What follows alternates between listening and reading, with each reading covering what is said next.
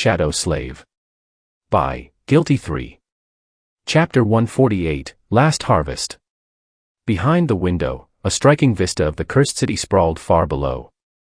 The morning sun washed the ruins in a pale light, making them look menacingly mysterious. Nephi smiled. Besides, what can compete with this killer view? As though answering her words, a ghastly wail resounded from somewhere far away, echoing in the wind like a dying scream.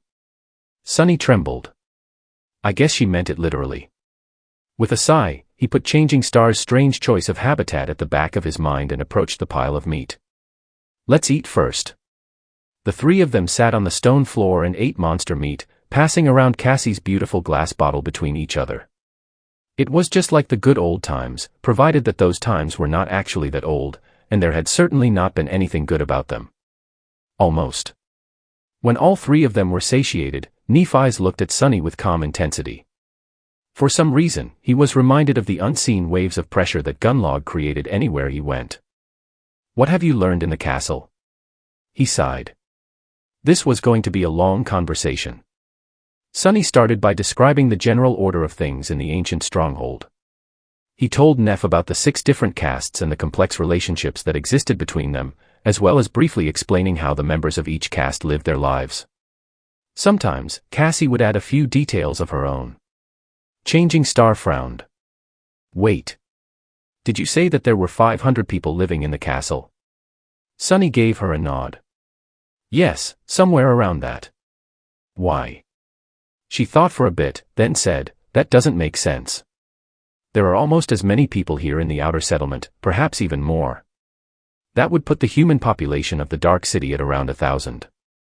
Most of them are fairly young, too, which would mean that each year, hundreds upon hundreds of us are sent to the Forgotten Shore, with most somehow managing to survive and reach the Bright Castle. She paused. But I haven't seen a single sleeper of our crop here in the slum. As far as I know, we 3 are the only ones to come to the Dark City after the recent solstice. Sunny scratched the back of his head and said with reluctance, actually, it's 4. Castor is also here. He's living comfortably in the castle. Nephi suddenly grew strangely animated. Castor of the Hanley clan. He is here. No need to be so enthusiastic, damn it. Sunny tried not to grimace. Yeah. He had been here pretty much this entire time. Actually, Castor had told us that there were only 7 sleepers sent to the Forgotten Shore by the spell this year. Strange, I know. He paused for a few moments, and then added, truth be told, I noticed this discrepancy as well. But there is an explanation. You see, there seems to be a pattern to how many people the spell sends here. 15 years ago, when a bunch of crazy humans first laid claim to the castle, there would be just a dozen or so newcomers each year. Then a few dozen. Then 100. In the past few years, it was several hundred each time. Sunny gestured at the 3 of them. Until this year, that is, when mere 7 sleepers arrived. Since the spell is obsessed with the number 7, some people believe that this marks the end of a 14-year-long cycle and the first year of a new one. I think it's plausible. Changing Star thought for a bit, then asked, how does Castor know the total number of new arrivals? That was a good question, naturally. One that Sunny had asked himself many times before finally convincing himself to go find the handsome Legacy and ask him directly. There's an artisan in the castle with a weird type of revelation ability. She can trace the general location of everyone a person had ever met. Castor paid her a bunch of soul shards to check if any of his acquaintances made it to the Forgotten Shore.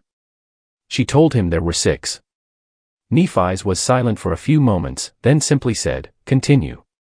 Sunny did. He briefly mentioned the main points of everything he had been able to learn, including all the vile crap he had to witness and his own thoughts on how things worked under the pristine white surface of the magnificent fortress. Inevitably, he had to describe how ingenious and unassailable Bright Lord's hold over the Dark City was. Cassie grew pale and quiet during his somber account. Changing Star's face grew darker and darker with each word. When he told her about the travesty of a trial that ended with Jubiai's harrowing death and shared his own thoughts on how powerful the host truly was, the corners of her mouth turned downward. Finally, he came to the conclusion, and that is why Gunlog can never be defeated. He controls every facet of life here, both material and abstract. Food, shelter, hope, fear. Everything comes under the purview of his authority, and his authority is absolute. Even power itself is his to give and take. Out here, Gunnlaug might as well be considered a god. Nephi's remained silent for a long time, and then quietly said, "He is not a god.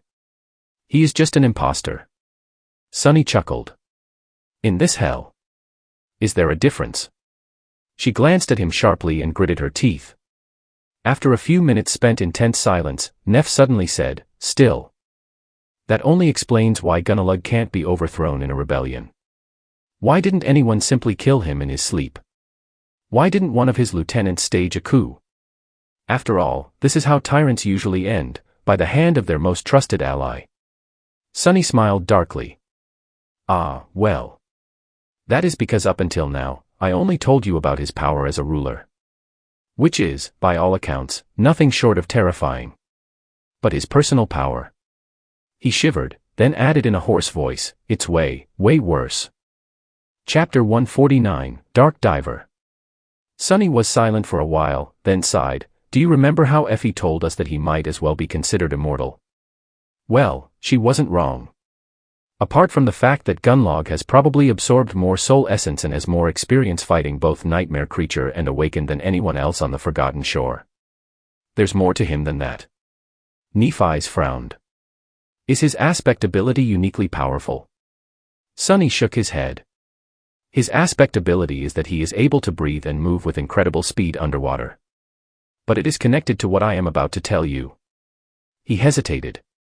"You see, Gunnlaug came to the Dark City around 8 years ago. Since his ability was of no use in the ruins, he quickly became an outcast. From what I was able to learn, things were even darker in the castle back then. Strength decided everything, and anyone without strength wasn't even considered to be human." Sunny shuddered. He could imagine it vividly.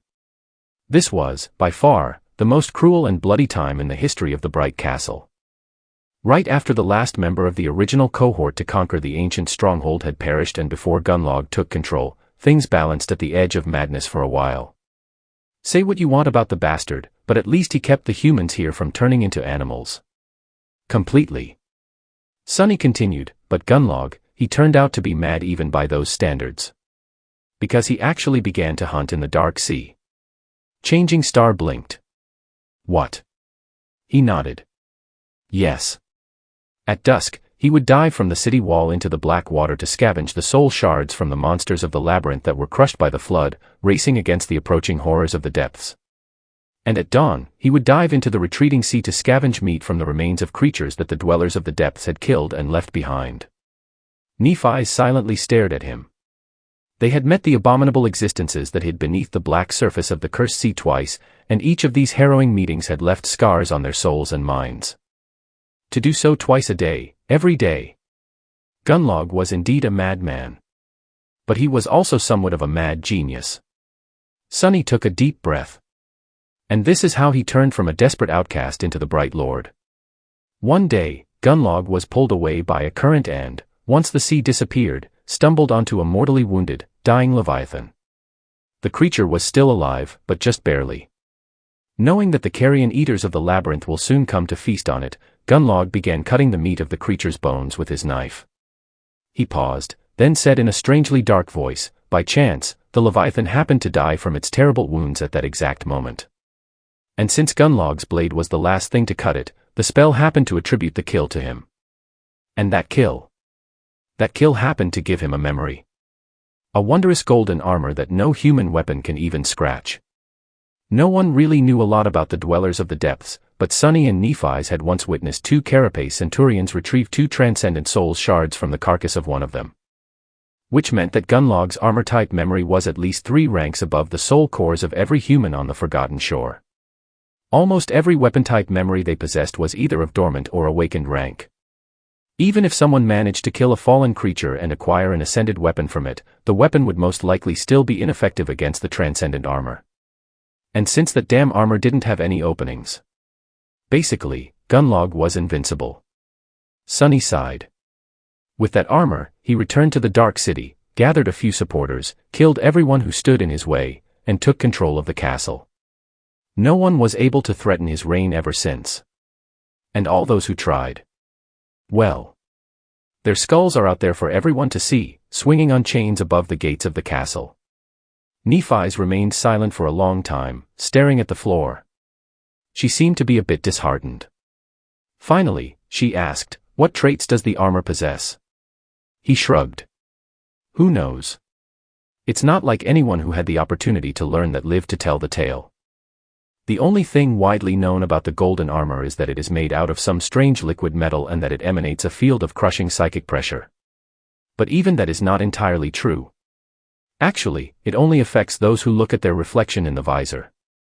Cassie wasn't affected at all. The blind girl raised an eyebrow, only now learning that everyone except for her always felt incredibly oppressed in Gunlog's presence. For once, her terrible flaw gave her an advantage. It had also allowed Sunny to learn a valuable secret. But he had no time to be happy about it. The most important part of this conversation was drawing close. He had to convince Changing Star to abandon any idea of going against Gunlog. Otherwise, all three of them were going to end up dead.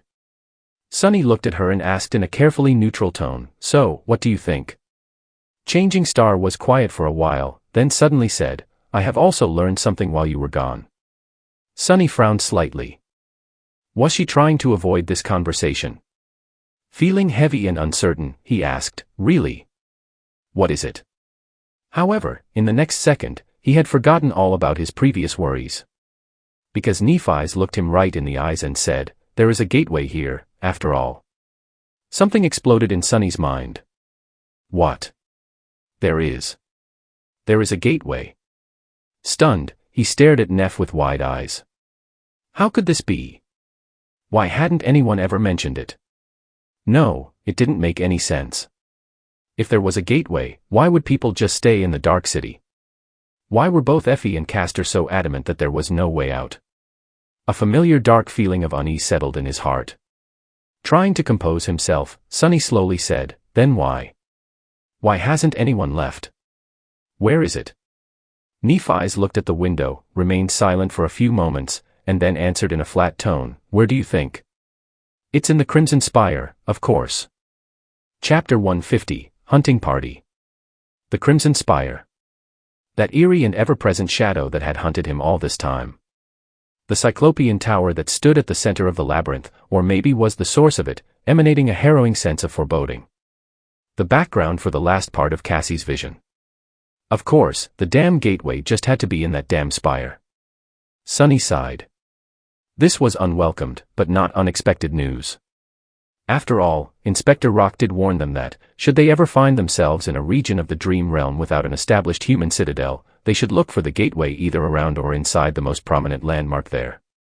The Crimson Spire loomed over the entire forgotten shore like an axis connecting heaven to earth. It was hard to imagine anything more prominent. Ever since Cassie had first told them about it, deep down, Sunny always suspected that they were going to end up having to enter that creepy tower at some point. After the revelation that there was no gateway in the human castle, that suspicion only grew stronger. But, wait. There was something else that Instructor Rock had told them. Work together to defeat the Gateway Guardians. Wasn't these his words? So who is guarding the Crimson Spire? Glancing at Nephi's, he asked darkly, "So what is inside the spire?" "I gather that it's not something pleasant. Otherwise, there wouldn't be 1,000 sleepers choosing to live in a city full of vicious monsters instead of going there." Changing Star nodded. Without changing her expression, she looked away and answered, "A fallen terror." Sunny's heart skipped a bit. A fallen terror, the nightmare creature one whole class above the dreaded tyrants, with 6 mighty soul cores providing it with profane power, would certainly do the trick. So, going there is suicide. No amount of sleepers could ever hope to defeat a fallen terror. The possibility of surviving such an encounter, let alone emerging victorious, was zero. It was even less probable than breaking through Gunlog's indestructible armor. Impossible. He chuckled. What irony. To not only be trapped in this hell, but also be forced to stare at the path to freedom every day, knowing that you'll never be able to reach it. That was such a cruel torture. Sunny would even go as far as to say that it was a type of hell in and of itself. No wonder the Tower of Dusk was so unpopular. Living there would simply drive some people insane. They were really, truly stuck here forever. Nephi sighed. The first ruler of the Bright Castle led a large expedition to find a way out of the labyrinth. They all perished. The second ruler, the last member of the original cohort, tried to reach the gateway instead. They all died, too. After that, no one tried to find a way out anymore. The three of them remained silent for a long time, their mood grim and somber.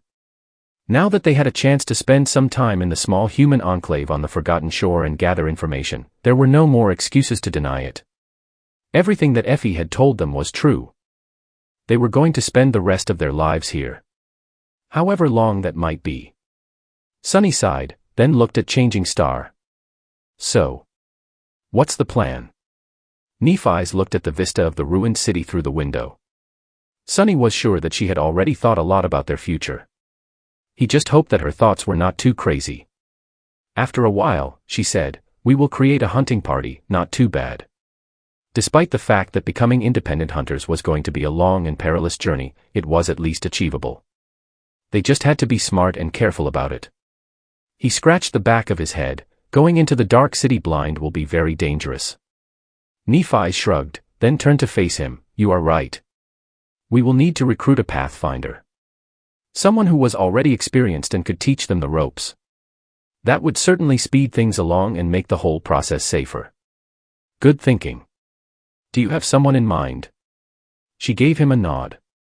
"As a matter of fact, I do. We will go see her later. But first." Her eyes gleamed with intensity. "Tell me every detail of what you have learned in the castle. Every name, every aspect. Every ability and flaw you've been able to glean. Every grievance people have and every agenda they're hiding. I need to know it all." Sunny smiled. "Sure, no problem. But be warned, this is going to take a while. I've been very busy snooping around, you know." For the first time since receiving his aspect, Sunny had been able to do what he had planned to do from the start, gather information without risking his hide, as a real spy should. After months of bloody battles and open confrontations, it was strangely rewarding. Changing Star gave him a nod. "There's no hurry." Several hours later, Sunny was finishing his winding report. His voice hoarse from all the talking, is actually the same pathfinder who the hunter from the outer settlement, Jubai, accused of using another human as monster bait. A real nasty fellow. He is an incredibly formidable fighter and is good at his job, but his personal habits. Well. The man is a degenerate gambler. He spends all his shards in Aiko's gambling den, then refuses to pay and hurts anyone who dares to object. He took a breath, then added angrily, "Some people even say that this whole challenge happened because he wanted to hunt a powerful monster and pay off a part of his gambling debt. The bastard." Then, Sunny thought for a while, scratched his head, and said, I think that covers pretty much everything. Of course, there are a lot of things I wasn't able to learn at all." Nephi's was in deep thought, digesting the mountain of information that Sunny had thrown at her. Her face was cold and distant. Feeling that her friend wasn't going to react, Cassie patted him on the shoulder, smiled, and said, "You've done a very good job, Sunny. This is amazing." He blinked and looked aside, slightly embarrassed. "Well. Of course it is. That is what my aspect is actually for, remember. The whole monster-slaying thing is nothing but an unfortunate misuse of my talents, honestly. Yeah. I would much prefer to stay hidden somewhere safe and let my shadow do all the work." The shadow slightly turned its head and threw a menacing look his way. It was not amused. Sunny smiled, then looked at Nephi's. "So. Who is the pathfinder you want to recruit? There can't be a lot of experienced hunters in the outer settlement, right? And each of them must have their hunting party already. How are we going to persuade one to join us?" Changing Star lingered, then said in a strangely tense voice, "Yes. Everyone who is worth something has their own party, except for one person. But persuading her won't be easy." She sighed, then added, "Actually, you already know her. It's Effie."